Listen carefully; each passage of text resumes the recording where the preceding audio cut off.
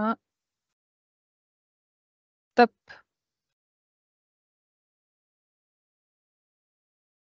Alors, bonjour à tous et bienvenue à ce webinaire sur la thématique Préparez sereinement votre retraite. Il est organisé par l'URSSAF Île-de-France et l'Assurance Retraite d'Île-de-France et il a pour objectif de vous présenter les étapes pour préparer la future retraite. Je suis Annie Giton, chargée de la relation cotisant à l'URSSAF Île-de-France et je serai accompagnée aujourd'hui de Youssef Kassed, conseiller retraite à l'Assurance Retraite d'Île-de-France, pour animer cet événement. Nous allons donc aborder les différents sujets, les démarches à réaliser, la retraite de base, la retraite complémentaire et l'accompagnement au départ à la retraite. N'hésitez pas à poser vos questions dans la zone de chat et la modération donc sera gérée par un modérateur pour la partie URSSAF et également pour la partie assurance retraite. N'hésitez pas à poser vos questions, à cliquer sur le pouce. Les questions les plus aimées seront traitées en priorité. Nous allons maintenant débuter la présentation. Nous vous souhaitons un bon webinaire à tous.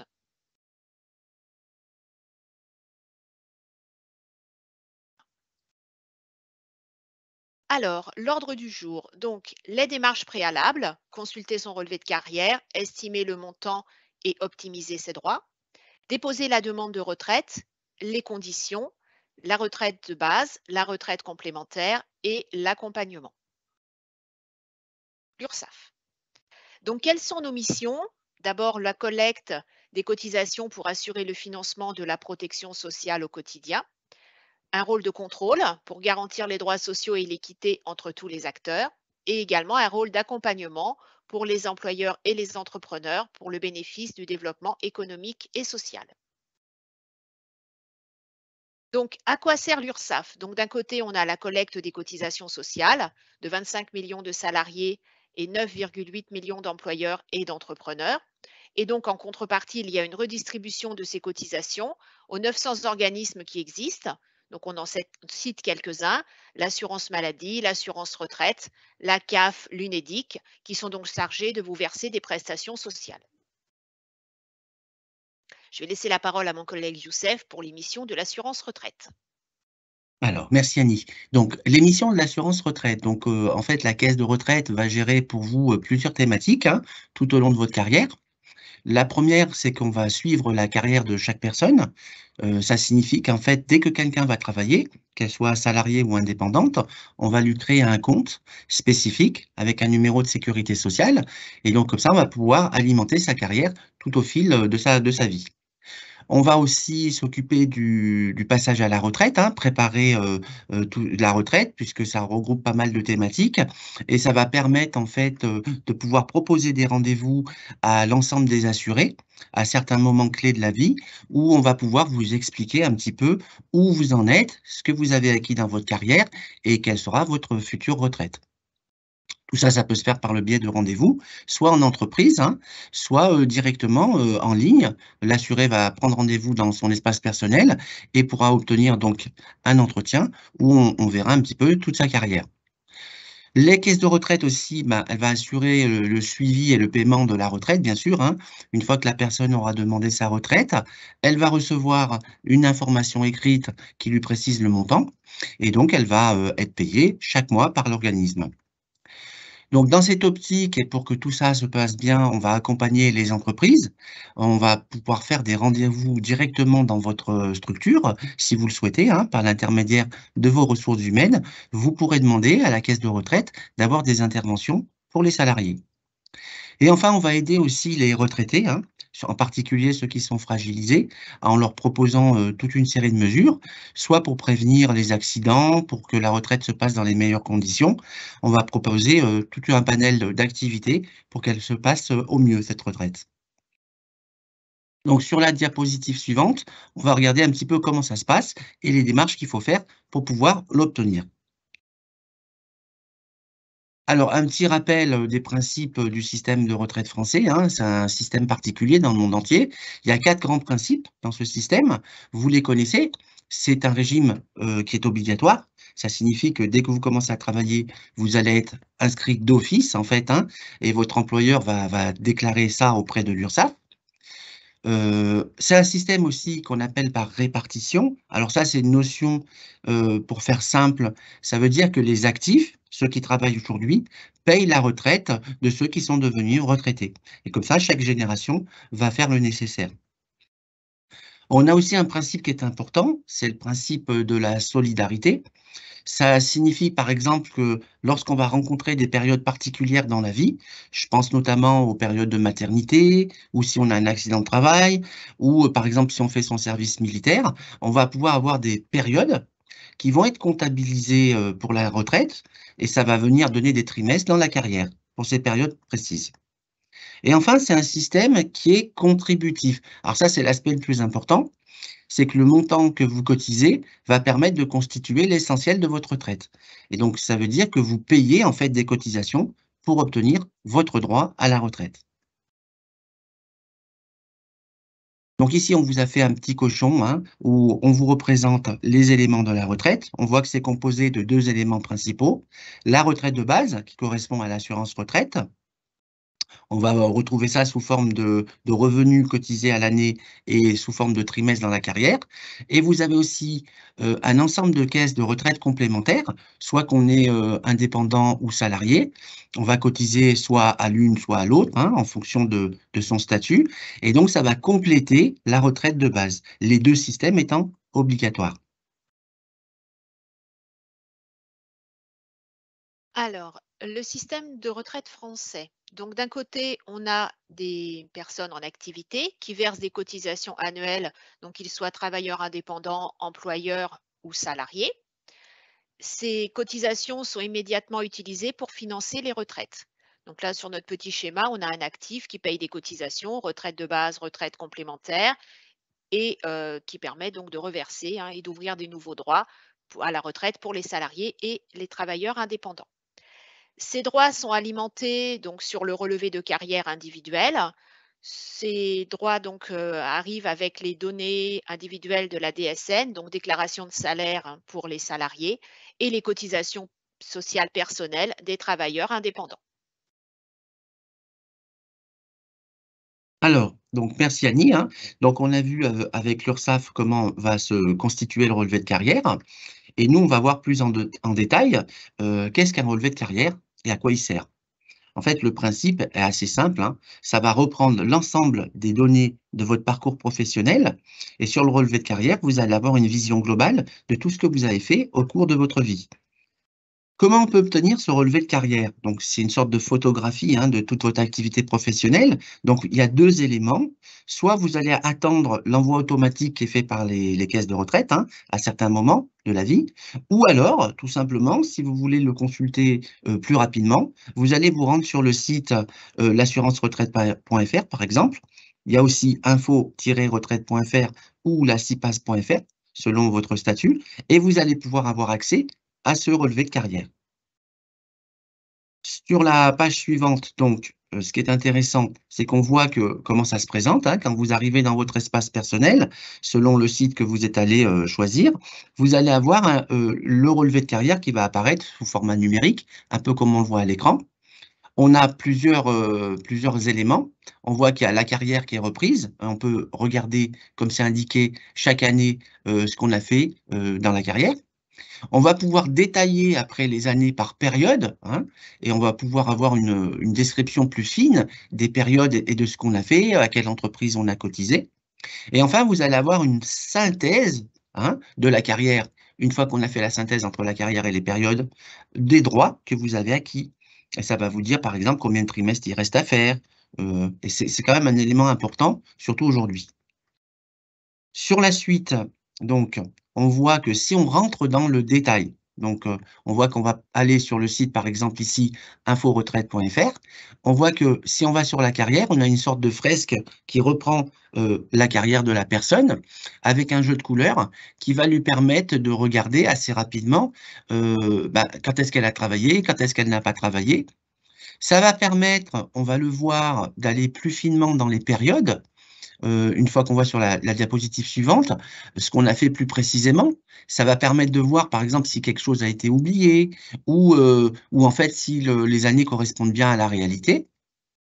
Et enfin, une fois qu'on a pu faire toutes ces vérifications, On va pouvoir avoir la synthèse des droits sur laquelle on se reporte, qui va nous indiquer, en fait, où on en est au moment où on va consulter ce relevé de carrière.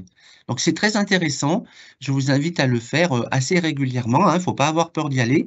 C'est vrai qu'au début, on est un petit peu perdu, mais très vite, on arrive à cerner un petit peu comment ça fonctionne et ça permet aux gens de s'approprier, en fait, hein, un petit peu leur historique au niveau professionnel. Donc, ici, c'est l'onglet de synthèse des droits, hein, donc ça reprend un petit peu ce qu'on a vu. On a vu qu'on a une vision globale de la carrière. On a vu qu'on peut aller voir le détail période par période et ensuite on a la synthèse. C'est un peu ce que je vous expliquais tout à l'heure. On vous rappelle combien de trimestres il faudrait que vous ayez en fonction de votre année de naissance pour avoir le taux plein et on vous dit un petit peu où vous en êtes. Donc là, actuellement, la personne a 113 trimestres acquis. Alors, bien sûr, le relevé de carrière, il a une utilité, c'est de reprendre un petit peu toute la carrière, on voit un petit peu ce qu'on a fait dans sa vie, mais c'est aussi l'élément essentiel qui va permettre par la suite d'avoir une estimation de la retraite, c'est-à-dire le montant qu'on va avoir quand on sera retraité. Et donc, le relevé de carrière, comme l'estimation, va reprendre tous les éléments de la carrière, et donc on va pouvoir avoir un montant chiffré sur le montant qu'on aura quand on aura prévu d'arrêter de travailler.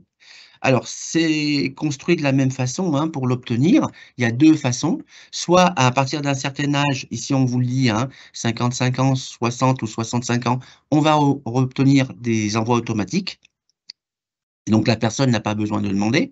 Ou alors, si elle souhaite le savoir un petit peu plus tôt ou à n'importe quelle période, vous allez vous rendre sur info-retraite.fr ou sur l'assurance-retraite.fr et vous allez pouvoir consulter cette estimation directement par vous-même sans avoir besoin d'attendre. Donc voilà, on vous a fait un petit exemple pour vous montrer comment se présente l'estimation. Une fois que vous avez contrôlé votre carrière, vous avez donc accès à cette estimation. En règle générale, elle va reprendre l'âge légal à partir duquel vous pouvez avoir la retraite. Donc on sait, hein, suite à la réforme récente qu'il y a eu, que ces âges ont un petit peu bougé en fonction de l'année de naissance. Donc ça, on le verra par la suite, hein, il y aura un petit tableau indicatif. Mais donc ça vous permet tout de suite d'avoir le montant à l'âge légal. Alors, vous pouvez voir dans l'écran, il y a beaucoup de gens qui ne pensent pas à le faire, mais à côté de ce qui est marqué en noir, mon estimation retraite, que vous pouvez télécharger en PDF le montant de l'estimation et vous allez avoir en fait une estimation qui va être sur plusieurs années, entre 62 ans et 67 ans. Donc c'est vrai qu'à l'écran, on vous met l'âge légal et l'âge du taux plein automatique, mais vous pouvez avoir les âges intermédiaires si vous décidez de partir entre ces deux dates en téléchargeant le PDF.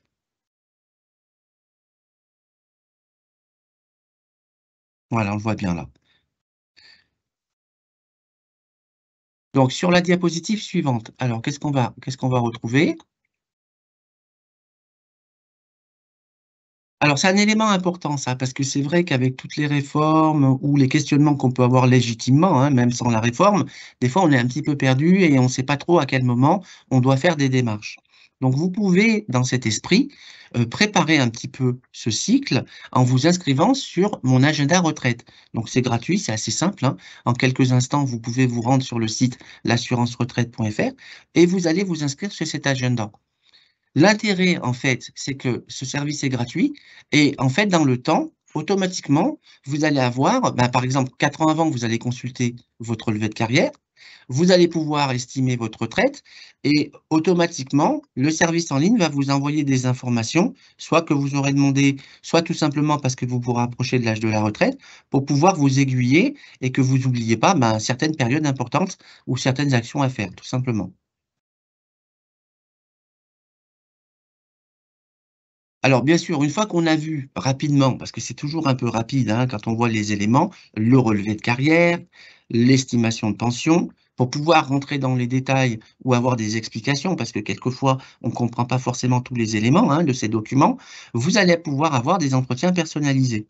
Alors comment obtenir un entretien personnalisé, sachant que c'est des entretiens qui sont gratuits, hein, vous pouvez tout simplement vous rendre dans votre espace personnel sur le site l'assurance-retraite.fr et vous allez cliquer dans «Demander un rendez-vous».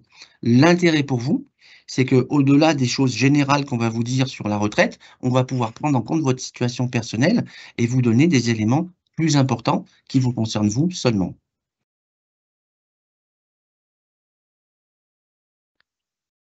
Alors, donc, pour tout cela, vous allez avoir différents interlocuteurs.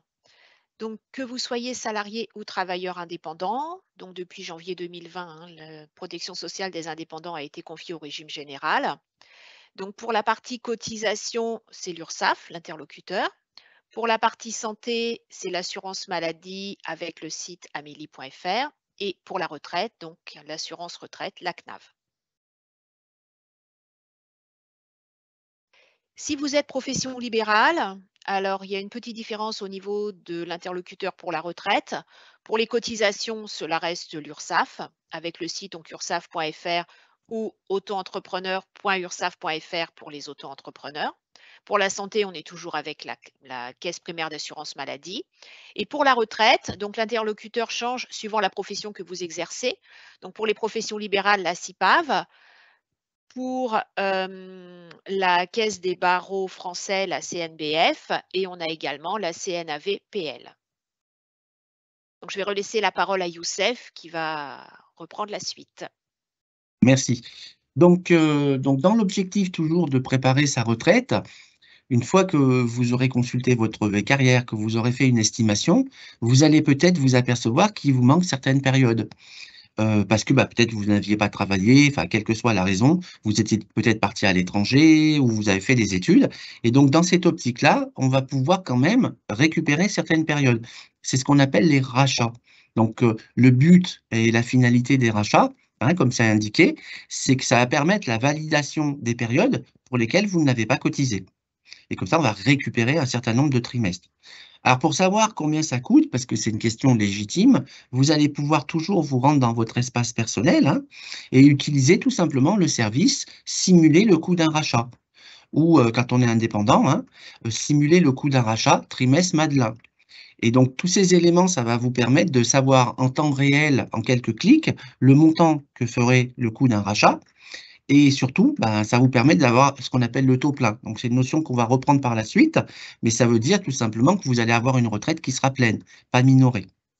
On rappelle pour les indépendants, un élément important, hein, donc si jamais ils se rendent compte qu'ils ont une année qui est très faible et que ça ne permettrait pas d'avoir les trimestres nécessaires, ils peuvent toujours se mettre en relation avec les collègues de l'URSSAF pour pouvoir réévaluer le revenu sur lequel ils cotisent afin de valider éventuellement un certain nombre de trimestres.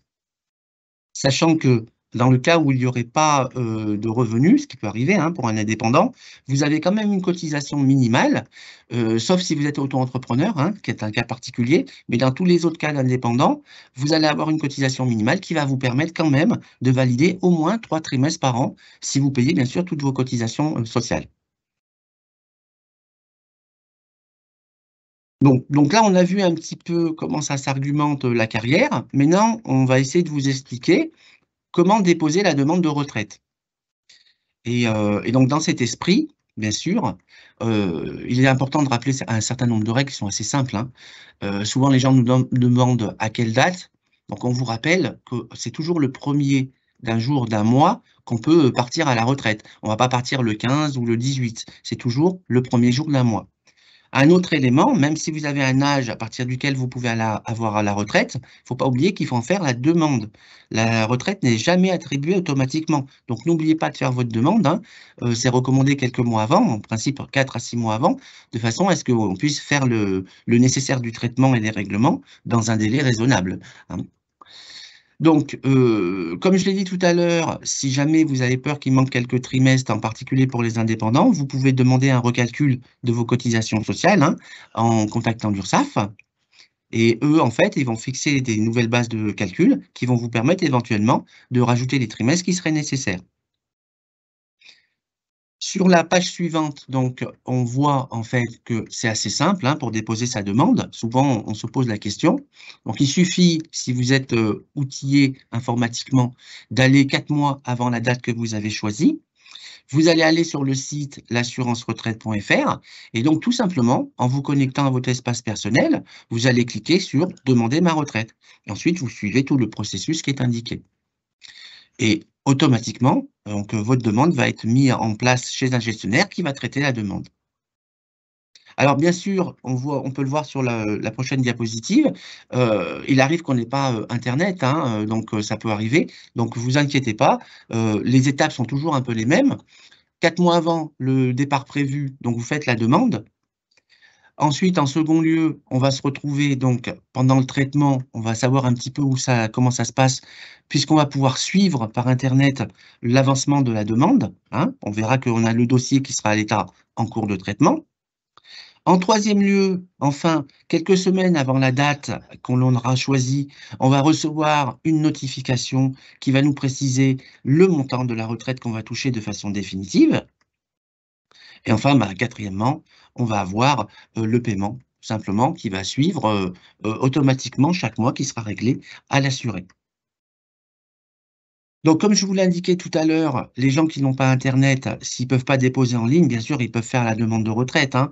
Ils vont télécharger par le biais d'un ami ou par France Service, hein. C'est des organisations qui sont là pour les gens qui n'ont pas internet. Ils vont pouvoir télécharger le dossier papier de demande de retraite, hein. Donc, pour ça, vous pouvez vous rendre sur le site l'assurance-retraite.fr ou agir-arco.fr. Vous pouvez bien sûr, si vous n'avez pas la possibilité d'avoir un accès à Internet, contacter par téléphone la caisse de retraite ou nous écrire pour qu'on vous envoie le dossier, tout simplement, hein. Donc n'hésitez pas à vous mettre en relation de façon à ce qu'on puisse traiter la demande dans 4 à 6 mois avant la date choisie. Alors, les conditions. Donc, on a vu un petit peu les démarches. Vous avez vu que c'était assez simple. Par contre, bon, il y a des conditions à remplir pour pouvoir avoir la retraite. Alors j'attire votre attention depuis la réforme pour tout savoir. Vous avez à avoir la chance de pouvoir consulter des fiches qui ont été spécialement prévues pour vous, avec des thématiques bien précises, hein, puisque les gens, leur âge de départ a été un petit peu modifié. Donc en vous rendant sur le site l'assurance-retraite.fr, sur ce module, comme vous le voyez à l'écran, vous allez pouvoir avoir accès à chacune des fiches qui vont vous concerner un peu plus précisément pour vous indiquer la réforme, ce qu'elle a modifié, par exemple pour le départ anticipé, hein, comme on peut le voir dans la petite bulle, ou par exemple comment travailler et être à la retraite. Donc tous ces éléments sont bien prévus dans des fiches assez synthétiques et explicatives qui vont vous permettre d'avoir des informations rapidement et en temps réel.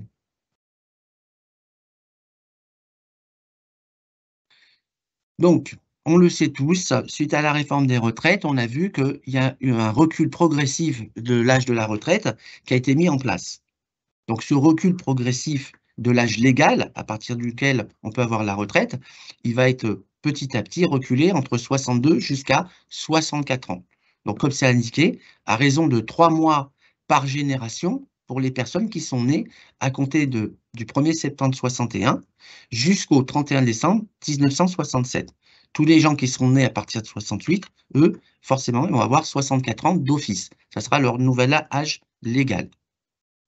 Donc, on voit bien que le maintien de l'âge de départ à la retraite pour inaptitude au travail, par contre, lorsqu'on a été invalide ou qu'on est reconnu inapte, lui, il va rester à 62 ans, avec le taux maximum, ce qu'on appelle le taux plein, à 50%. Donc, ces gens qui auront des difficultés, qui ont eu des difficultés de santé, donc, vont pouvoir faire jouer, grâce à l'invalidité ou à la reconnaissance de l'inaptitude, la possibilité de toujours pouvoir partir à 62 ans, même s'ils sont prévus dans un décalage progressif, hein, vous l'avez bien compris. Pour ce qui est de l'âge automatique du taux plein, la réforme ne fait pas de changement, c'est-à-dire qu'à partir de 67 ans, quel que soit le nombre de trimestres, la personne aura le taux plein automatique. Voilà. Donc, alors, forcément, pour pouvoir mettre en place cette réforme, on a prévu un calendrier bien précis. Donc, il y a une augmentation de l'âge, mais on a aussi une augmentation de la durée d'assurance, hein. Vous savez qu'il faut avoir un certain âge et il faut avoir acquis un certain nombre de trimestres.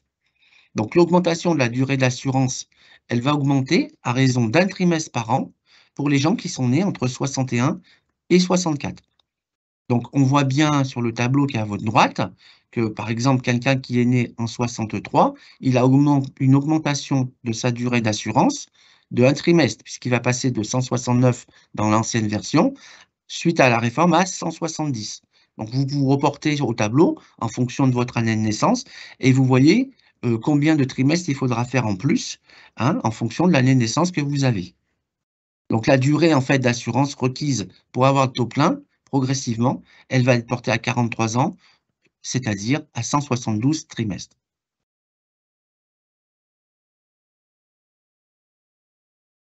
Alors, vous savez qu'il y a une exception toujours pour pouvoir partir plus tôt, c'est ce qu'on appelle le départ en carrière longue. Celui-ci a été maintenu, même s'il y a eu la réforme. Par contre, il y a des modalités qui ont un petit peu changé. Ici, on vous rappelle que le départ anticipé avant l'âge légal de 64 ans, il est possible, mais il y a des bornes d'âge. Par exemple, la personne qui aura commencé à travailler avant 18 ans, elle pourra partir à compter de 60 ans. Il faudra aussi qu'elle justifie d'un certain nombre de trimestres à un certain âge, soit avant 16 ans, avant 18 ans, avant 20 ans ou avant 21 ans, comme vous pouvez le voir à l'écran. Et en fonction de l'âge à partir duquel elle a obtenu les trimestres nécessaires, 5 trimestres ou 4 trimestres si on est en fin d'année, elle va pouvoir partir soit à partir de 58 ans, bon, c'est un cas qui devient de plus en plus rare, soit entre 60 et 63 ans. Donc, en fait, si vous voulez, il faut bien vous reporter à ces éléments dans le relevé de carrière, hein. Donc, il faudra justifier de la durée cotisée ou réputée cotisée à celle qu'il faut pour votre génération. Et en même temps, bien avoir, ne pas avoir eu trop de périodes qui vous empêcheraient d'avoir cette possibilité. Donc, on vous rappelle que dans le cadre de la réforme, l'assurance vieillesse des parents au foyer, où vous pouvez avoir des trimestres qui ont été obtenus, ce n'était pas le cas auparavant. Donc, une personne qui aura fait, qui sera restée à la maison pour s'occuper de ses enfants, lorsqu'elle est bénéficiaire de l'assurance vieillesse des parents au foyer, elle va pouvoir, par exemple, obtenir des trimestres qui vont lui permettre de partir plus tôt. Donc, vous voyez que tous ces éléments, alors ça paraît compliqué aux gens, ce qui est naturel, et c'est pour ça que les entretiens sont importants. Parce que quand on reste dans les généralités, on se demande si on rentre dans le cadre ou pas. Donc, toujours, on vous rappelle que pour pas rester dans le questionnement, il faut bien vous rendre sur le site l'assurance-retraite.fr pour prendre rendez-vous. Et comme ça, on pourra voir votre situation directement. Alors, même s'il y a eu la réforme, on rappelle que, donc il y a quand même une clause de sauvegarde pour les assurés qui sont nés entre septembre 61 et le 31 août 63. Les gens qui, auraient pu partir, en fait, qui avaient obtenu le nombre de trimestres nécessaires avant le 1er septembre 2023, c'est-à-dire avant la réforme, eux, ils vont toujours pouvoir continuer à partir comme dans l'ancien dispositif avant réforme. Donc, en fait, c'est pour ça que c'est important de bien savoir un petit peu où vous en êtes dans la carrière. Vous voyez, on retourne toujours sur le relevé de carrière. Si vous aviez acquis le nombre de trimestres cotisés nécessaires, avant le 1er septembre 2023, vous pourrez toujours partir comme s'il n'y avait pas eu la réforme, en quelque sorte. Donc, pour savoir si on peut partir, puisqu'une fois qu'on a dit tout ça, on a mis en place un système qui existe depuis longtemps. La personne va demander une attestation pour savoir si elle peut partir en départ anticipé pour carrière longue, tout simplement. Donc, cette attestation, elle va la demander soit par internet, soit par courrier. Et donc, la caisse de retraite va lui répondre en lui fixant une date précise à partir de laquelle elle est susceptible de partir. Et une fois donc qu'elle a reçu cette attestation, elle va pouvoir faire sa demande de retraite anticipée, soit à cette date-là, soit à une date postérieure, comme elle le souhaite, Il n'y a pas d'automaticité, c'est toujours la personne qui choisit la date. Disons qu'elle pourra partir à partir de la date qu'on aura fixée sur l'attestation pour départ en carrière longue. Alors, vous avez un autre dispositif qui existe, qui n'a rien à voir avec la retraite pour carrière longue, c'est ce qu'on appelle la retraite progressive. Donc ça, c'est un dispositif particulier qui va permettre à la personne de poursuivre son activité professionnelle, mais à temps partiel, en fait, de réduire un peu son activité, et donc elle va toucher une partie de ses retraites de base et complémentaires. Et au moment où elle partira définitivement, qu'elle cessera complètement de travailler, à ce moment-là, il y a un nouveau calcul qui va être fait, qui va intégrer la période pendant laquelle elle était à temps partiel, et donc elle partira définitivement. Donc bien sûr, ce système progressif, il a des conditions d'accès qui sont à peu près identiques pour les salariés et les travailleurs indépendants. Il faut avoir atteint l'âge légal diminué de 2 ans. Donc, pour prendre un exemple simple, quelqu'un qui pourrait avoir la retraite à 64 ans, il faut qu'il ait atteint au moins 62 ans. Il faut aussi justifier d'un certain nombre de trimestres, à savoir 150. Quelqu'un qui aurait seulement 148 trimestres ne pourrait pas y prétendre. Il faut attendre d'avoir au moins 150 trimestres. Il Pour donc, les travailleurs non salariés, on rappelle qu'il faut exercer exclusivement l'activité indépendante, soit artisanale, soit commerciale. On ne peut pas cumuler avec une activité salariée, par exemple, hein. Donc, il faut faire qu'une seule activité. Pour les salariés du privé, donc eux, ils vont pouvoir exercer plusieurs activités à temps partiel, mais donc il faut que la fraction du temps partiel soit comprise entre 40 et 80% du temps de travail d'un temps plein, hein. Sinon, ce ne sera pas possible de pouvoir prétendre à la retraite progressive. Donc, ça fait beaucoup d'informations en un seul fois, mais vous inquiétez pas, c'est des choses qu'on vous expliquera à nouveau. Donc, il ne faut pas hésiter à poser des questions, hein, tout simplement par le biais soit de votre rendez-vous, soit par Internet, hein, dans votre espace personnel. Donc, sur la diapositive suivante, alors, on vous explique un petit peu le montant, hein, comment c'est calculé.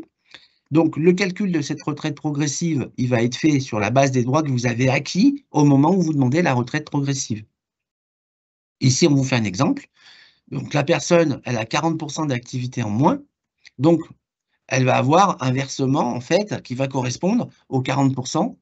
Elle aura, par exemple, 60% de son activité de travail, hein, le salaire ou la rémunération qu'elle a choisie à 60%. Et nous, on va faire la différence, on va verser 40%, mais pas du revenu, 40% de la retraite provisoire qu'elle a acquis au moment où elle demande la retraite.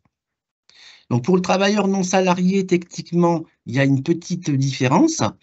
La première année où il va demander cet élément, il va percevoir 50% de la retraite progressive à titre provisionnel. Et une fois qu'on aura connu son revenu, si la baisse elle est entre 20 et 50%, eh ben, en fait, on va faire des modifications et on va augmenter petit à petit le montant de retraite progressive. Si par contre la baisse est inférieure à 20%, la retraite progressive va être annulée, hein. Donc c'est important de bien respecter la baisse des revenus pour les travailleurs non salariés d'au moins 20%.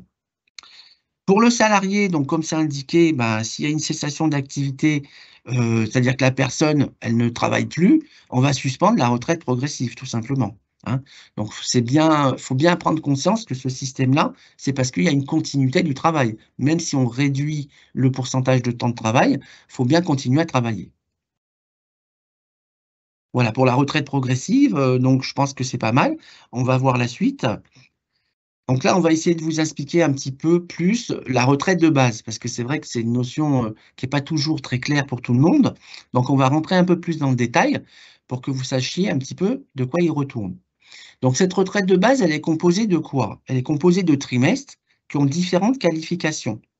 Certains sont cotisés, c'est-à-dire que vous avez payé, certains sont assimilés, on va avoir les cas, d'autres sont accordés et d'autres sont en fonction de ce qu'on a pu faire comme travail à l'étranger. Donc, si on rentre un peu plus dans le détail, là, je laisse la parole à ma collègue. Alors, donc, on va voir les trimestres d'activité donc pour les salariés du privé. Ce qu'il faut savoir, c'est que pour valider vos 4 trimestres, hein, puisque dans une année, on a 4 trimestres, il faut qu'il y ait un salaire minimum. Donc là, vous avez, hein, les exemples. Donc pour un trimestre, il faut un salaire minimum d'au moins 6 690,50 €. Pour 2 trimestres, 3 381. Pour 3 trimestres, 5 071,50 et pour 4 trimestres, 6 762. Donc on valide 4 trimestres maximum par an, pas de prise en compte de la durée réelle d'activité, mais des cotisations.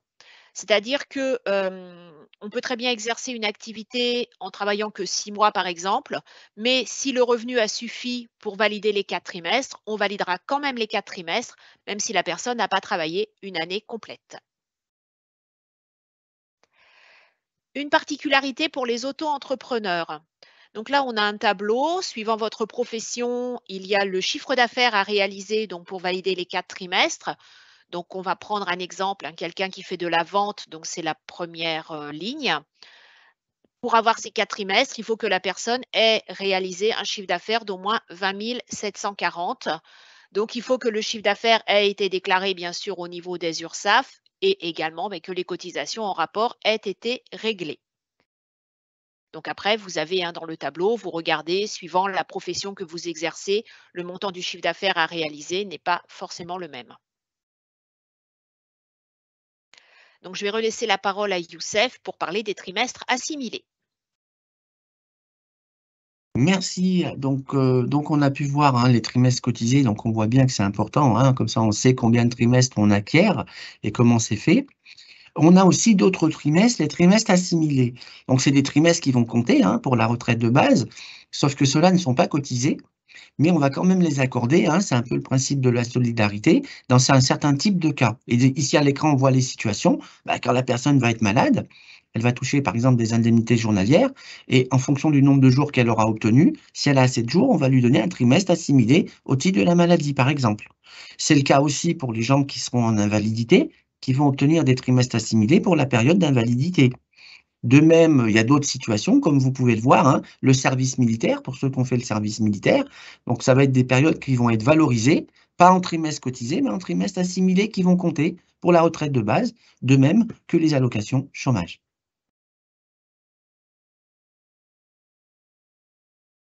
Alors, donc je vais reprendre la suite. Concernant la retraite, il y a également dans les trimestres assimilés les périodes d'exonération de l'ACRE. Donc l'ACRE est une aide à la création et reprise d'entreprise. Donc les trimestres sont considérés donc comme des trimestres assimilés et ils sont validés par période d'assurance, donc pour l'ouverture des droits à l'assurance retraite, par période de 50 jours de bénéfice de l'ACRE ou en fonction du revenu réel déclaré. Un petit rappel concernant les travailleurs indépendants, les droits sont validés donc en fonction des cotisations versées, pas d'exonération applicable. Et également, au niveau de la retraite complémentaire des artisans, l'ACRE exonérait complètement hein, de la retraite complémentaire pour les gens qui en ont bénéficié avant le 31 décembre 2007, ce qui veut dire que pour les indépendants qui ont bénéficié de l'ACRE avant cette date, il n'y a pas eu de cotisation de retraite complémentaire payée. Donc, du coup, il n'y a pas de point de retraite complémentaire qui figurera sur le relevé de carrière également. Et donc, Youssef va reprendre la suite pour les trimestres accordés. Merci Annie. Donc oui, effectivement, donc on a aussi pour la retraite des bases des trimestres qui vont être accordés hein, par la caisse de retraite. En particulier, comme vous pouvez le voir à l'écran, c'est pour les enfants. Hein, donc les enfants nés ou adoptés avant 2010, on va avoir des personnes, la maman hein, exclusivement, qui va pouvoir avoir des trimestres au titre de la maternité et au titre de l'éducation. Il y a une petite différence à partir de 2010, où c'est le même principe, sauf que pour les trimestres d'éducation, il va pouvoir y avoir une petite répartition entre les parents. Donc vous voyez, dans les deux cas de figure, des trimestres vont être accordés aussi bien pour la maternité que pour l'éducation de l'enfant. Donc, on a aussi une particularité, hein, puisqu'on vit dans un espace un peu internationalisé maintenant. Dans le cadre de l'Union européenne, où lorsque les gens sont partis à l'étranger, ils vont pouvoir avoir des trimestres qui vont être pris en compte pour le calcul de la retraite. Alors, même si la France ne va pas payer la part des États étrangers, elle va prendre en compte les périodes et pouvoir valoriser les trimestres sur la carrière avec les trimestres français. Donc c'est important. On voit dans la diapositive suivante qu'il y a pas mal de pays qui sont concernés. Alors vous avez bien sûr tous les pays de l'espace économique européen et vous avez aussi tout un jeu de pays, comme vous pouvez voir sur la liste indicative, avec lesquels la France a une convention. Et donc, quand vous êtes ressortissant de la France ou de l'un de ces pays, on va pouvoir prendre en compte ces périodes pour les additionner aux périodes françaises et comme ça, obtenir le taux plein. Donc, c'est important de bien le signaler à votre caisse quand vous avez travaillé à l'étranger.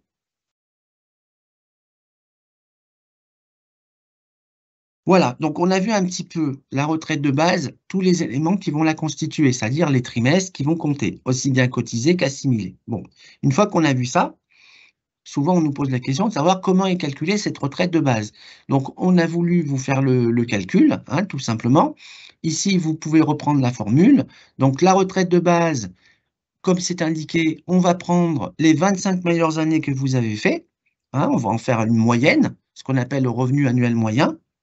On va multiplier ce revenu par un taux qui va varier entre 37,5 et 50% selon que vous ayez obtenu le nombre de trimestres qu'il faut ou pas. Et on va multiplier ça par le nombre de trimestres que vous avez fait et qui est inscrit sur votre relevé de carrière. Hein. Donc, vous voyez l'importance du relevé de carrière. On va diviser ça par le nombre de trimestres qui est exigé pour votre génération. Et donc, comme ça, on va pouvoir déterminer, ça c'est important, le montant de votre retraite de base. Alors, Tout ça, c'est des calculs qui sont annuels. Donc, bien sûr, si vous voulez un montant mensuel, on le divise par 12. Et ça, vous le retrouvez dans votre estimation. Donc, vous n'avez pas besoin de faire le calcul. C'est pour ça que c'est important de vérifier votre relevé de carrière, puisqu'il sert de base, hein, au revenu annuel moyen. Donc, sur la page suivante, on peut constater, donc, pour les indépendants, qu'il y a une petite subtilité. Depuis 1973, donc les indépendants, ils ont eu un alignement sur le régime des salariés, et donc c'est les revenus à l'année qui sont reportés sur le relevé de carrière avec le nombre de trimestres qui sont obtenus. Il faut se rappeler qu'avant 1973, hein, les cotisants, les assurés qui étaient commerçants ou artisans avaient un régime de retraite de base qui était en points. Et donc, pour cette partie-là sur laquelle ils ont cotisé, ils vont avoir un nombre de points. Ça correspondra aussi à des éléments qu'on va prendre en compte pour la retraite de base. Et donc, ils auront deux services. Un en points pour les périodes d'avant 73 et un comme tous les salariés depuis 73. On vous rappelle aussi un élément important, c'est qu'il y a des gens, ben, quand ils ne cessent pas de travailler, qui ne prennent pas la retraite, qui dépassent l'âge légal et qui continuent à travailler, ils vont pouvoir avoir ce qu'on appelle la surcote. C'est une sorte de bonus en fait, hein, définitif. Et donc ici, on vous indique que on va donner 1,25% de plus par trimestre civil fait en plus, cotisé en plus. Donc bien sûr, il faut avoir atteint l'âge légal, hein, pour que ça soit le seuil de déclenchement, et il faut avoir la durée d'assurance requise pour avoir le taux plein. Et il faut continuer à travailler, évidemment. Vous avez une autre majoration qui existe, et ça, on l'attribue aussi bien aux hommes qu'aux femmes, hein, puisqu'on nous pose souvent la question, c'est la majoration de 10% pour enfants. Donc, il suffit d'avoir eu 3 enfants ou plus, hein, et donc on va obtenir 10% de plus sur sa retraite de base. Donc ça, dans la demande de retraite, on le constate, hein, vous n'avez pas de démarche particulière à faire, puisqu'on vous demande le nombre d'enfants que vous avez eu lorsque vous faites votre demande de retraite. Alors, la réforme des retraites a rajouté une surcote, ce qu'on appelle la surcote pour parentalité. Donc ça, la personne donc, qui va obtenir cette surcote, elle va avoir 1,25% pour chaque trimestre cotisé supplémentaire au cours de l'année précédant l'âge légal de la retraite et dans la limite de 5%. Donc bien sûr, il faut avoir eu des enfants et avoir validé au moins un trimestre de majoration de durée d'assurance pour enfants, puisque c'est une surcote pour parentalité, hein. Et il faut avoir la durée d'assurance requise pour avoir le taux plein 1 an avant l'âge légal de la retraite, pour pouvoir l'obtenir. Voilà. Donc c'est vrai que c'est une nouvelle chose pour la réforme qui est pas mal. La alors, ensuite, dans la réforme, vous en avez entendu parler certainement, le minimum contributif, donc il a été, revalorisé. Donc le principe du minimum contributif, pour que ceux qui ne connaissent pas cette notion, c'est de garantir, en cas de cotisation avec des faibles salaires, un montant minimum de retraite de base. Il va varier en fonction du nombre de trimestres que vous aurez acquis. C'est un versement qui est automatique, c'est un complément, quel que soit le revenu mobilier ou immobilier du retraité. Donc vous n'avez pas de demande particulière à faire. C'est quelque chose qu'on va faire automatiquement. Les conditions, puisqu'il y a des conditions pour l'obtenir, ce minimum contributif, hein, bien sûr, on peut l'avoir à partir de l'âge légal avec une retraite qui va être calculée avec le taux plein, hein. Ça, c'est un élément essentiel, sinon on ne peut pas l'obtenir. Et bien sûr, il faut avoir, demandé toutes ces retraites de base et complémentaires et le montant doit être inférieur à 1 352,23 € pour pouvoir obtenir ce complément. Hein, on vous rappelle que le montant du minimum contributif, il va varier, il est entre 709,13 € et 847,57 € selon le nombre de trimestres que vous avez cotisé. Et en fonction donc de vos montants de retraite, on va faire un prorata éventuellement pour compléter votre pension. Alors là, on a vu la retraite de base, donc vous voyez de quoi elle est constituée. On a vu tout à l'heure, plutôt dans le webinaire, qu'elle est complétée, cette retraite de base, par la retraite complémentaire. Donc comment elle s'articule, cette retraite complémentaire? Donc c'est assez simple, hein, c'est beaucoup plus simple que la retraite de base. La personne, qui cotise tout au long de sa carrière va obtenir un certain nombre de points. On va multiplier le nombre de points que la personne aura obtenu tout au long de sa carrière par la valeur du point. Et donc, bien sûr, ça dépend aussi si la personne a le taux plein ou pas, hein, mais supposons qu'elle ait le taux plein, donc on va pouvoir obtenir facilement ce calcul de retraite complémentaire. Dans la page suivante, donc, on rappelle, enfin, dans l'élément suivant, la date de création du régime complémentaire des indépendants, hein, puisque c'est vrai que pour les plus anciens, artisans ou commerçants, il y avait 2 caisses qui existaient. À partir de 2013, cette caisse de complémentaire des commerçants et des artisans a été fusionnée et donc tous les indépendants, qu'ils soient artisans ou commerçants, vont pouvoir en fait avoir leur caisse complémentaire unique et commune depuis 2013. Donc là, les retraités actifs. Alors, donc on a vu un petit peu le calcul de la retraite de base, comment il était fait. On a vu aussi la retraite complémentaire. Il y a une autre question qui est posée souvent par les indépendants principalement, hein, c'est le principe du cumul emploi-retraite. Donc, il y a un principe simple, c'est que c'est vrai qu'aujourd'hui, on peut avoir la retraite et continuer à travailler. Et donc, le principe, c'est que normalement, quand on demande la retraite, on cesse l'ensemble de ses activités. Il y a une exception, c'est ce qu'on appelle le cumul emploi-retraite intégral. Celui-là n'a pas de restriction et vous allez pouvoir continuer à travailler tout en percevant l'ensemble de vos retraites. Donc, il y a des conditions particulières pour l'obtenir. Il faut avoir au moins l'âge légal, hein, bien sûr, et vous allez pouvoir cumuler intégralement donc l'ensemble de vos retraites et vos revenus à partir du moment où vous avez le taux plein ou au moins 67 ans. Bien sûr, il faut faire valoir l'ensemble de vos pensions, hein, pour pouvoir en profiter. On vous rappelle par contre qu'en cas de retraite anticipée ou dans les hypothèses où vous voudriez cumuler, même si vous n'avez pas le taux plein, que vous avez au moins acquis l'âge légal, vous allez pouvoir le faire avec ce qu'on appelle le cumul emploi-retraite plafonné. Donc sur la diapositive suivante, on voit un petit peu donc qu'on va mettre en place ce qu'on appelle un cumul emploi-retraite limité, puisqu'il y a un plafond à pas dépasser, hein, parce que même si soit qu'on est parti en retraite anticipée, soit qu'on n'a pas le taux plein, on va pouvoir quand même cumuler, hein. Donc pour les indépendants, on vous rappelle donc la condition principale, c'est que vous avez un montant du revenu que vous allez avoir qui ne doit pas dépasser un certain seuil. Donc en principe, c'est la moitié du plafond annuel de la sécurité sociale. Donc, si vous avez un bénéfice qui ne dépasse pas, par exemple, 21 000 € en 2023, vous allez pouvoir cumuler vos retraites plus votre revenu d'activité.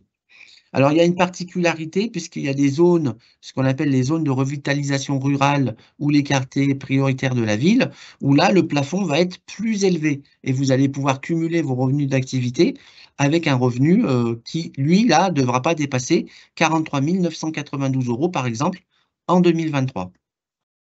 Alors, dans les cas où il y aura un dépassement, hein, on rappelle la règle, elle est simple, hein, il y a une suspension du versement de la retraite de base, hein, et de la retraite complémentaire, éventuellement pour 12 mois maximum.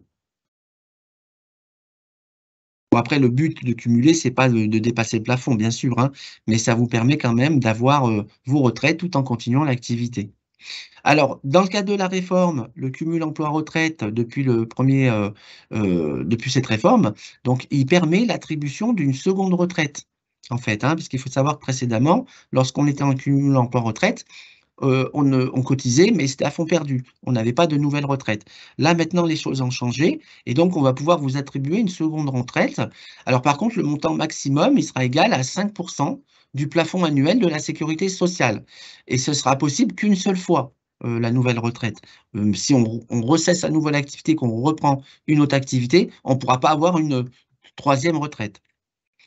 Voilà. On vous rappelle que c'est possible pour les gens qui ont continué l'activité en touchant la retraite depuis le 1er janvier 2023, hein. Il suffit d'en faire la demande à la caisse, hein, si la personne souhaite cette seconde retraite. Et on vous rappelle aussi qu'il y a un délai de carence. Ce que vous cotisez pendant 6 mois, ça ne crée pas de droits, hein. C'est seulement à partir du 7e mois que les cotisations vont générer des droits dans la limite de 5 du plafond annuel de la sécurité sociale. Un dernier élément qui est quand même important, c'est que si vous avez une retraite à taux minoré, que vous êtes plafonné, vous ne pourrez pas bénéficier, hein, de cet élément, de cette nouvelle retraite. C'est exclusivement réservé aux retraités qui bénéficient d'un cumul emploi-retraite intégral, sans plafond.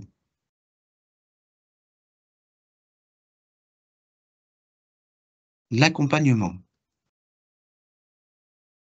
Alors, merci Youssef, je vais reprendre la suite. Donc, au niveau des URSSAF, il existe un dispositif qui s'appelle l'aide au départ à la retraite, donc appelé ADR également. Cette aide permet la prise en charge de cotisations de travailleurs non salariés impayés afin de valider des droits à la retraite en fin de carrière ou de faire face à des difficultés rencontrées au moment du passage à la retraite. Il est possible qu'une fois arrivé à l'âge légal de la retraite, vous ne soyez pas à jour de vos cotisations. Donc, sachez qu'il existe ce dispositif, donc qui est géré par les URSSAF et qui pourrait permettre de vous mettre à jour de vos cotisations pour valider effectivement les droits et les trimestres manquants. Donc, il y a des conditions d'attribution. Donc, avoir le statut d'indépendant au moment de la demande, avoir atteint l'âge légal du départ à la retraite, avoir majoritairement été affilié en tant qu'indépendant sur l'ensemble de sa carrière, donc c'est-à-dire avoir plus de trimestres d'indépendant que salarié, avoir cotisé plus de 15 ans ou 60 trimestres d'activité en tant qu'indépendant, avoir un montant de revenus imposable pour les deux années civiles précédant le départ inférieur à celui du seuil d'imposition fixé par les impôts, c'est-à-dire en résumé, être non imposable sur les 2 dernières années qui précèdent le départ en retraite. Donc, on rappelle que c'est une aide à caractère social et facultatif. Elle dépend effectivement des différents critères et ne peut pas être accordée systématiquement. En tous les cas, il faudra remplir une demande et donc pour avoir plus d'informations, il faut vous rendre sur le site sécu-indépendant.fr/retraite, partir en retraite et là, vous aurez le formulaire à remplir. Alors, ne remplissez le formulaire que si vous remplissez les conditions d'attribution qu'on vient de lister. Et donc, Youssef va reprendre la suite pour parler de l'ASPA. Merci Annie. Donc oui, effectivement, donc pour compléter la retraite, lorsque la retraite est faible, malheureusement ça arrive dans un certain nombre de cas, vous allez avoir ce qu'on appelle l'allocation de solidarité aux personnes âgées.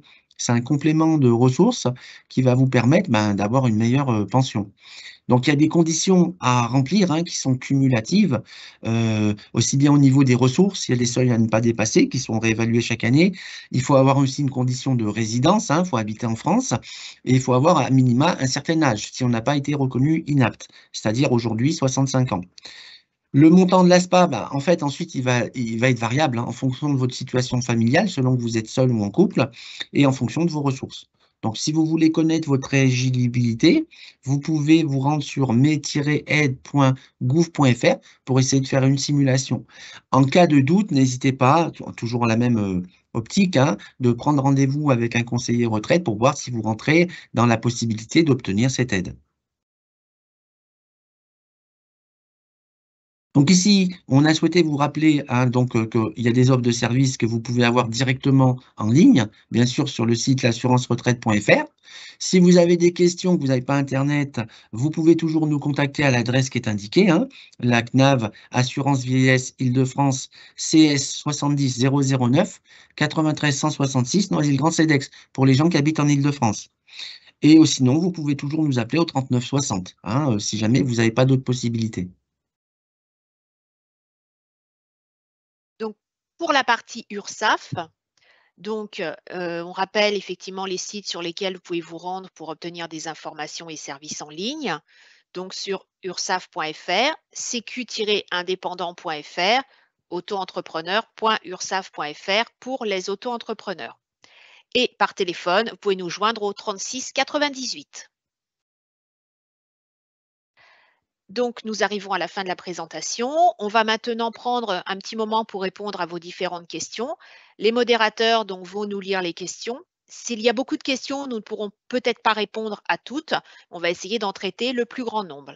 Si votre question n'a pas été traitée, nous vous encourageons à nous la transmettre via la messagerie privée de votre compte personnel, soit sur le site de l'ursaf.fr, soit sur l'assurance-retraite.fr. Donc, je vais laisser la parole à Karine qui va lire les premières questions pour la partie CNAV. Oui, bonjour. Sur les questions, j'ai notamment une question. Si j'ai travaillé à l'étranger, comment procéder pour mettre à jour mon relevé de carrière? Alors, merci pour cette question. Donc, c'est vrai que c'est une question qu'on nous pose très souvent, puisqu'il y a de plus en plus de gens qui ont une carrière, même partielle à l'étranger. Donc, c'est assez simple. Il y a 2 façons de faire. La première, celle qu'on recommande, c'est que vous pouvez aller sur, votre espace personnel, sur le site l'assurance-retraite.fr. Quand vous êtes dans votre espace personnel, vous pouvez, c'est une fonctionnalité, compléter, les trous qu'il y a dans votre carrière, en indiquant, bah, par exemple, que vous avez travaillé à l'étranger. Si vous disposez d'éléments, vous pouvez scanner une feuille avec le numéro de sécu de l'étranger. Il n'est pas nécessaire de scanner plus de choses, hein. Et donc, vous pouvez faire comme ça pour lancer une demande de régularisation. Si vous n'avez pas internet, tout simplement, vous allez nous écrire à l'adresse qu'on a indiquée tout à l'heure, hein, si vous résidez en Île-de-France. Donc je rappelle l'adresse, hein, la CNAV, CS 70 009 93 166 Noisy-le-Grand-Cedex. Donc c'est une adresse que vous pouvez retrouver, hein, dans la rediffusion du webinaire, vous inquiétez pas. Et donc vous nous signalez que vous avez travaillé à l'étranger, et nous on va se mettre en rapport avec l'État concerné. Il faut bien sûr que ce soit un État avec lequel on a une convention et que vous ayez la nationalité soit française, soit de l'État concerné, pour qu'on puisse faire jouer cette convention. Ou alors qu'elle soit, que vous soyez au sein de l'Europe, par exemple, il faut avoir la nationalité soit française, soit d'un membre de l'État membre, et que vous ayez exercé dans cet État. Et donc, nous, on va faire les démarches, on va directement interroger cet État pour qu'il nous transmette votre carrière, tout simplement.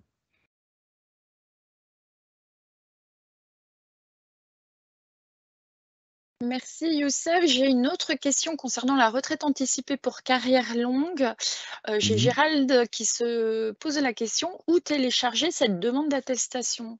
Alors, quand vous êtes sur le site, par exemple, je connais parce que c'est vrai qu'il y a pas mal de gens qui demandent, quand vous êtes sur le site l'assurance-retraite.fr, quand vous cliquez en haut du site, je suis actif, et vous avez une page déroulante qui va s'ouvrir et vous avez accès au formulaire, donc en bas sur la droite. Donc, vous cliquez bien en haut du site, là où c'est marqué en noir, je suis actif ou je suis retraité, vous cliquez dedans, la page s'ouvre et sur la droite en bas, vous avez accès au formulaire et vous allez chercher le formulaire demande d'attestation, tout simplement, hein, pour la carrière longue, et ensuite vous nous la faites parvenir.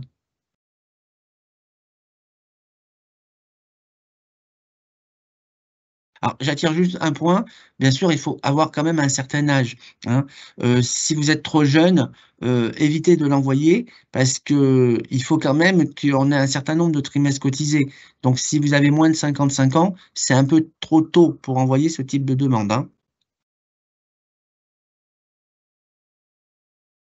Merci Youssef. J'ai une autre question, voilà, d'une personne qui a travaillé en Allemagne et finalement, comment ces trimestres étrangers après régularisation, hein, sur le relevé de carrière, seront-ils comptabilisés dans le montant de la retraite? Alors, donc en fait, on va prendre en compte ces périodes qui vont apparaître sur le relevé de carrière, une fois que ça sera traité. Tout simplement, et le nombre de trimestres va servir à savoir si on donne 50 hein. La partie, cotisée en Allemagne, on va pas servir la pension allemande. On va juste prendre en compte les périodes pour savoir si on arrive à 50. Par contre, on va proratiser, le montant de pension à ce qui a été cotisé en France, hein. Vous vous souvenez dans le calcul, on a vu tout à l'heure, on va multiplier donc le revenu, qui est fait en France par un pourcentage, et donc ce fameux pourcentage, ça va être celui qui va être déterminé grâce à l'Allemagne. Peut-être qu'on arrivera aux 50. C'est là que vont servir les périodes étrangères. Et on va voilà, 50%, c'est le taux plein. Et ensuite, on va multiplier ça par le nombre de trimestres faits en France, divisé par la valeur de référence. Donc, ça paraît un peu technique, comme je le dis, mais il ne faut pas hésiter à prendre rendez-vous, puis on vous fera l'estimation plus clairement, hein. Vous inquiétez pas, c'est assez simple, hein. J'attire votre attention sur le fait qu'il y a des journées franco-allemandes qui sont organisées chaque année, et la personne peut s'inscrire sur le site pour en profiter.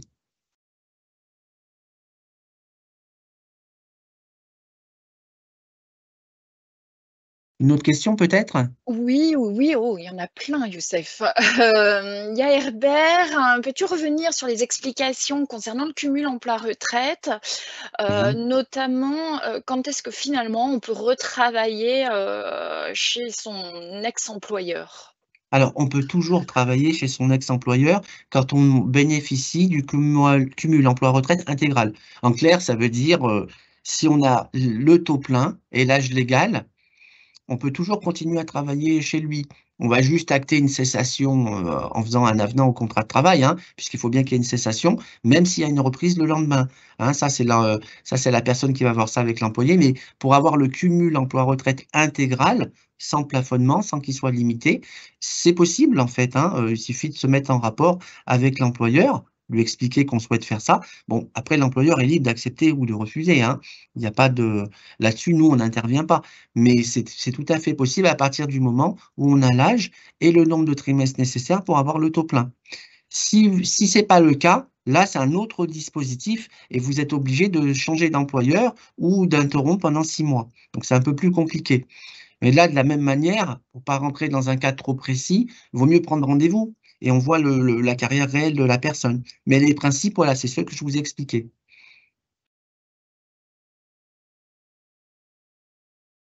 Alors Youssef, juste pour clarifier, voilà, un auditeur se pose la question, dans le cadre du cumul emploi-retraite, quand tu précises travailleurs non salariés, est-ce que ça inclut les auto-entrepreneurs?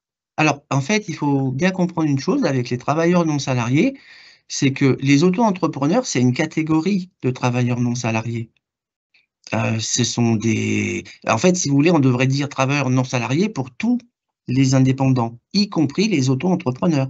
Donc ils font partie des travailleurs non salariés.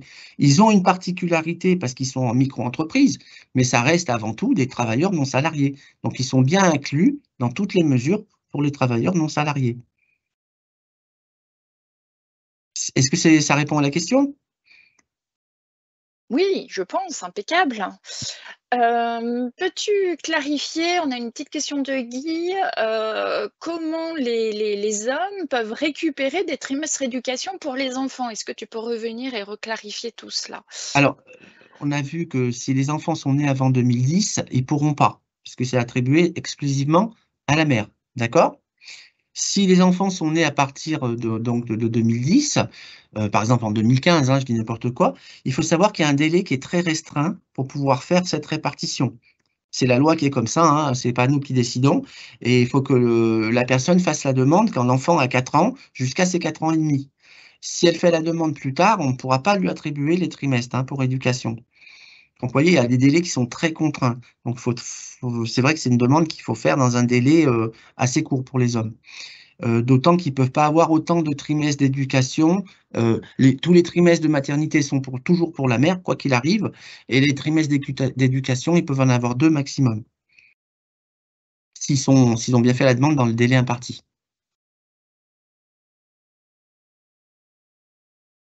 Et donc peut-être une petite précision, il y avait une question, et si le père est veuf, ça se passe comment? Alors, en fait, là, c'est une particularité, c'est une exception, hein. Si, on n'a pas pu attribuer les trimestres à la maman, donc là, on va pouvoir donner les trimestres d'éducation au papa. On ne pourra pas donner les trimestres de maternité, mais on pourra donner les trimestres d'éducation et là, il y a pas de limite dans le temps. Et là, il y a pas de délai imparti à partir du moment où la maman est décédée, avant qu'on attribue ces trimestres, hein, et que les enfants étaient mineurs, par exemple. Merci Youssef pour ce petit complément. Une autre question, comment le montant de la retraite salariée et de travailleurs indépendants se cumule? Est-ce que c'est dans le même calcul? Est-ce que c'est à part? Disons, voilà, comment ça fonctionne? Alors, en fait, à partir du moment où on est sur la retraite de base, on prend les 25 meilleures années. Peu importe si c'est une année au titre de l'indépendant ou au titre de salarié ou s'il y a eu 2 revenus, on va prendre les revenus qui sont reportés sur le relevé de carrière. Il faut savoir que depuis qu'il y a eu plusieurs réformes, hein, déjà pour les retraites et donc on ne sépare pas la retraite de base. C'est-à-dire, c'est la même retraite de base, qu'on soit salarié ou indépendant, on prend les 25 meilleures années. Pour prendre un exemple concret, si une personne a eu, je dis n'importe quoi, 10 000 € en tant qu'indépendant et 15 000 en tant que salarié, on va prendre 25 000 € pour l'année si elle rentre dans les 25 meilleures années, par exemple.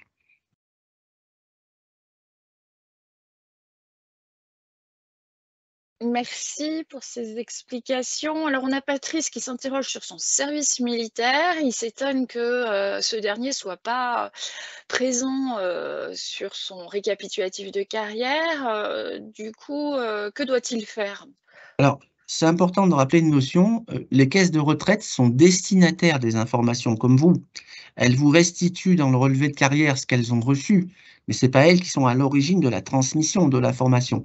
On fait que recevoir et donc c'est pour ça qu'on met à disposition le relevé de carrière. Donc là, le monsieur, comme il voit que son service n'est pas mentionné, il lui suffit de demander un extrait, signalétique de son service militaire au bureau des archives de l'armée. Une fois qu'il l'obtient, ben, soit il va dans son compte internet, il le scanne et il nous le transmet, hein, en complétant la carrière.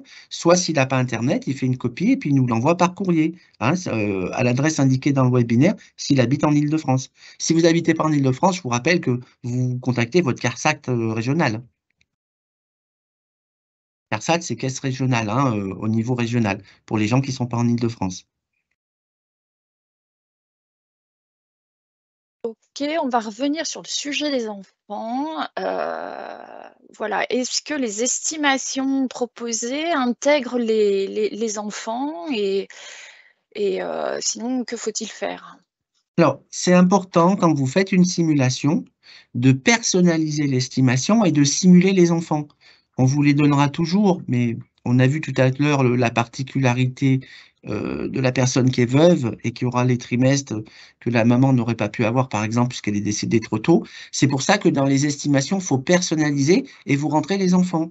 Et comme ça, le résultat de l'estimation va prendre en compte les trimestres pour enfants et ça va permettre d'avoir un montant qui sera plus juste dans l'estimation, tout simplement. Vous pouvez aussi en ligne, hein, c'est une fonctionnalité qui existe, hein, rajouter les enfants maintenant, c'est possible, hein. Donc vous allez sur le site l'assurance-retraite.fr et vous complétez votre carrière en déclarant les enfants. Vous fournirez les justificatifs avec la copie du livret de famille que vous scannerez, que vous joindrez. Hein, tous ces éléments sont possibles. Mais dans les estimations, c'est vrai qu'il faut penser à personnaliser pour que le montant en tienne compte, tout simplement.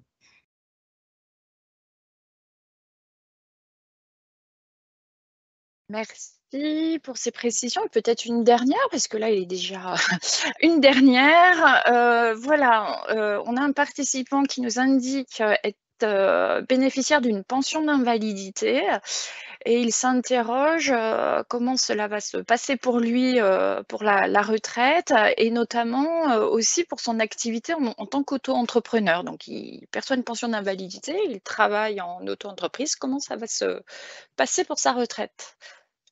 Donc en fait, il y a 2 cas de figure là. Donc, si il veut cesser de travailler, automatiquement, il va passer en inaptitude et il aura le taux plein, quel que soit le nombre de trimestres, à 62 ans. S'il ne souhaite pas la retraite, ce qui peut être le cas puisqu'il travaille en tant qu'indépendant, hein, je dis bien pas auto-entrepreneur, je dis indépendant, comme ça au moins c'est plus simple, il peut conserver le bénéfice de sa pension tant qu'il travaille. Hein, tout simplement. Donc par contre, il faut bien prévenir la caisse de retraite un petit peu quelques mois avant, hein, qui souhaitera pas la retraite et qui prévienne sa caisse maladie pour, qu'il ait toujours le versement de sa pension, par exemple. S'il ne travaille pas, évidemment, il va passer automatiquement en retraite.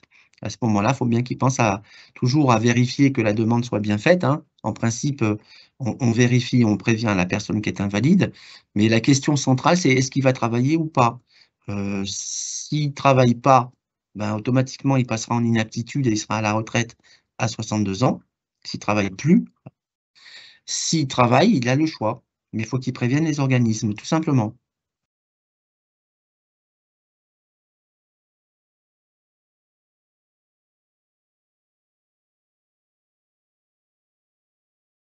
Voilà, je ne sais pas si ça répond à la question. Bien sûr, on ne peut pas cumuler la retraite et l'invalidité, hein, c'est l'un ou l'autre, hein.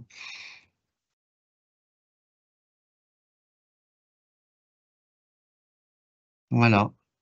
D'autres questions? Oui. Peut-être avant de terminer, juste, 1 ou 2 questions URSAF, car on en a eu, également. Alors pas autant que les questions, CNAV, mais, peut-être, pour Annie. Alors beaucoup de questions effectivement sur le fait de savoir si on pouvait, à la retraite, pouvoir, cumuler avec une activité d'auto-entreprise. Donc, Donc oui, effectivement, oui, sans problème, on peut, prendre sa retraite et continuer l'activité en tant qu'auto-entrepreneur, hein, ça pose, aucun problème. Et ça ne change pas du tout le mode de calcul des cotisations, hein, côté URSSAF, que vous soyez retraité ou pas, que vous soyez auto-entrepreneur ou pas d'ailleurs. À partir du moment où vous êtes indépendant, vous prenez la retraite et nous, à notre niveau, ça ne change absolument rien dans le mode de calcul de cotisation, quel que soit votre statut d'indépendant.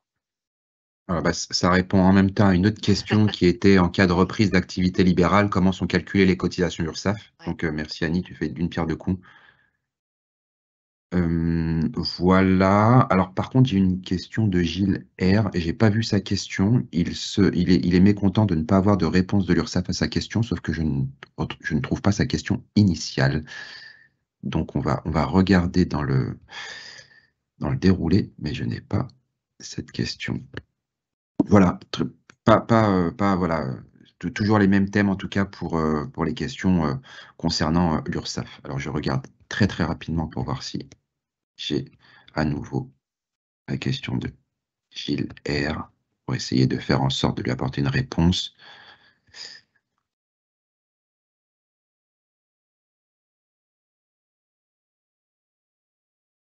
Je n'ai effectivement Gilles R. Gilles R, si très rapidement vous pouvez republier votre réponse, on vous attend juste 30 secondes pour éviter. Hop. Entre-temps, ce qu'on peut dire, rappeler aux gens, en fait, il ne faut pas hésiter à aller dans vos espaces personnels. Je sais qu'il y a beaucoup de gens, des fois, ils ont peur de faire une bêtise. Donc, il faut vous approprier, en fait, tout simplement, hein, votre espace personnel. Et faut pas hésiter à retourner voir la carrière. Tous ces éléments, en fait, à force d'aller dessus, vous allez plus facilement intégrer certaines données qui peuvent vous paraître un peu obscures au début. Après, il n'y a pas de situation générale. Souvent, il y a beaucoup de cas particuliers. Donc, la loi est la même pour tout le monde, mais les situations peuvent être différentes. On a vu, par exemple, pour le veuf. Donc, n'hésitez pas à prendre rendez-vous en ligne et essayez d'avoir un rendez-vous. Donc, soyez patient, hein. Des fois, il n'y a pas de place tout de suite. Donc, insistez, hein, tout simplement. Allez-y régulièrement. Vous trouverez un créneau, soit par téléphone, soit physique, hein, et ça va vous permettre, des fois, de lever des questionnements qui pourraient vous angoisser. Donc, n'hésitez pas à utiliser tous ces moyens parce que c'est fait pour un, tout simplement. Alors entre-temps, merci Youssef d'avoir voilà, d'avoir utilisé l'espace. Bon, bref, j'ai retrouvé la question. Monsieur R. Gilles nous a renvoyé sa question. Donc, quand sont validés les trimestres de l'année en cours par l'URSSAF et mis à jour dans le relevé de carrière CNAV? Y a-t-il un décalage d'un an? Finalement, c'est plus une question CNAV. Ce qu'on peut dire, donc pour les indépendants, il y a deux choses qui sont importantes, c'est des questions qui reviennent souvent. Il y a un décalage, des fois, qui peut prendre quelques semaines, des fois quelques mois. Donc ça, c'est pas quelque chose qu'on peut deviner. Par contre, on peut toujours se mettre en relation avec l'URSSAF pour déterminer le montant qui a été réellement cotisé. Donc, en fait, c'est toujours pareil. Faut pas confondre le délai de transmission de l'information et ce que vous avez vraiment cotisé. Donc, je sais que quelquefois, c'est un peu agaçant parce qu'on attend un petit peu pour que ça apparaisse sur le compte. Mais quoi qu'il en soit, si vous avez cotisé, ça apparaîtra, quoi qu'il arrive. Et si d'aventure il y avait un blocage, on se met en relation avec nos collègues de l'URSSAF qui nous donnent les éléments pratiquement en temps réel. Donc, faut pas vous inquiéter. Mais c'est vrai que quelquefois, la transcription prend un peu de temps. Donc, faut juste patienter. Je sais que après, vous pouvez toujours nous faire un signalement, hein, en disant voilà, cette période, c'est pas bon, j'ai cotisé toute l'année. Mais nous, en interne, on arrivera toujours à avoir l'information. Par contre, c'est vrai qu'il faudra patienter dans un certain nombre de cas. Après, il y a le cas des gens qui sont pas forcément à jour. Donc là, forcément, les informations, bah, elles arrivent à partir du moment complète, une fois que vous avez tout payé. Donc là, Annie, je te laisse voir ça, mais par exemple, dans les délais de paiement, ça sera plus ton rayon. Mais c'est vrai qu'on n'a pas toujours les infos en temps comme la personne le voudrait. Oui, c'est-à-dire qu'en fait, pour la partie URSSAF, donc, nous, on va donc appeler les cotisations par rapport à votre revenu déclaré. Si à un moment donné, vous prenez un délai de paiement, c'est-à-dire vous demandez un échéancier parce que vous n'êtes pas en mesure de payer la cotisation demandée en temps voulu, à ce moment-là, effectivement, comme disait Youssef, les trimestres seront validés une fois que l'échéancier aura été soldé. Évidemment, les cotisations se payent au fur et à mesure de votre délai de paiement et quand il est terminé et que c'est seulement à ce moment-là qu'il y aura la transmission au niveau de la CNAV de la validation des éléments pour permettre la validation des trimestres. Voilà pour la dernière question. J'espère que monsieur, Gilles R, voilà, les éléments de réponse vous conviennent. Annie, je te laisse la parole pour le mot de clôture. D'accord, merci Mourad. Donc, on arrive maintenant à la fin de ce webinaire. Merci d'y avoir participé. On espère avoir répondu à vos questions. Nous vous invitons à prendre quelques instants pour répondre à l'enquête de satisfaction que nous allons publier donc, dans la zone de chat. Nous disposons également d'une chaîne YouTube, les tutos de l'URSSAF, pour vous accompagner pas à pas dans vos démarches. Et n'hésitez pas non plus à nous suivre sur les différents réseaux sociaux pour être informé des prochaines organisations d'événements, donc sur Twitter ou sur LinkedIn. Merci de votre participation, merci à l'assurance retraite et à bientôt.